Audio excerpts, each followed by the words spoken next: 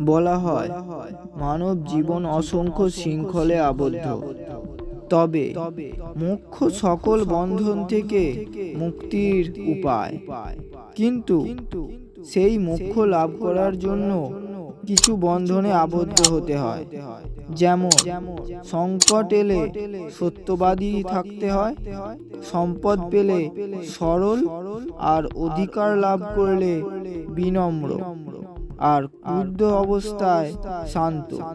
যে মানুষ জীবনে এই চারটি বন্ধনে আবদ্ধ হতে পারে, এই চারটি গুণ ধারণ করতে পারে, বুঝে নিন সে সংসারও জয় করেছে আর শিবকেও।